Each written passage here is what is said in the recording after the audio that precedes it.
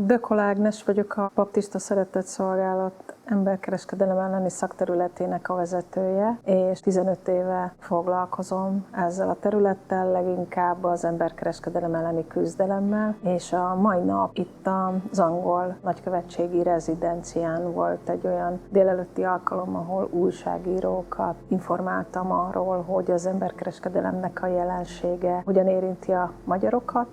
egyfelől, másfelől, hogy hol lehet segítséget kérni, hogy hogyan lehet megelőzni ezt a jelenséget, és a másik pedig, hogy mik a bekerülésnek az okai, tehát kik azok, akik áldozattá válnak, kik azok a sérülékeny csoportok, akik a legveszélyeztetettebbek abból a szempontból, hogy kizsákmányolás áldozatává váljanak, vagy emberkereskedelem áldozatai legyenek. Nagyon fontos az, hogy Magyarországon is, és minden országban léteznek ingyenesen hívható zöld számok, úgynevezett hotline telefonszámok. Magyarországon is van egy ilyen, az OKIT-nak a krízis telefonszáma, ami a 0680 20 55 20, és erre a számra jelentkezhetnek azok, akik bajba kerültek, akár párkapcsolati erőszak, családon belül erőszak vagy emberkereskedelem áldozatai. Ők segítenek abban, hogy titkos védőszállásra tudjanak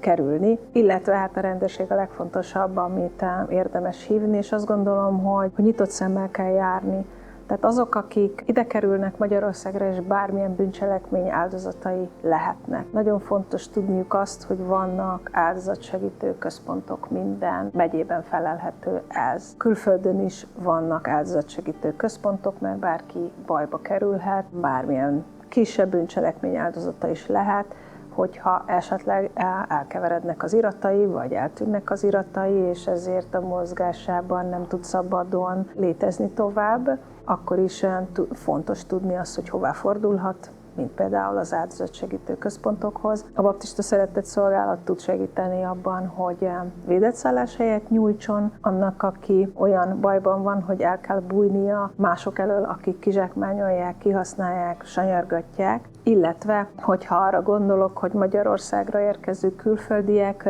hol tudnak segítséget kérni, akkor nagyon fontos a Helsinki Bizottságnak a szolgáltatásai, akik jogvédelemmel foglalkoznak, illetve ezek az általam előbb említett áldozatsegítők. És fontos az, hogy nyitott szemmel járjunk, hogy figyeljünk azokra, akik elesett helyzetben vannak, mert lehet az, hogy valaki annak kapcsán kerül kiszolgáltatott állapotba, akár az utcán, akár bárhol, mert kizsákmányolták és kihasználták, és nem biztos, hogy előítélettel kell lennünk azok felé, akik nincsenek jól. És ide értem a fiatalokat és a gyerekeket is, és nagyon fontos az, hogy figyeljünk rájuk, és hogyha valakin látjuk azt, hogy rosszul van, akkor kérjünk segítséget, illetve kérdezzük meg, hogy van-e segítségre szüksége, de sosem lesz abból baj, hogyha segítséget kérünk, vagy hogyha mentőt hívunk valakihez, aki nagyon rossz állapotban van.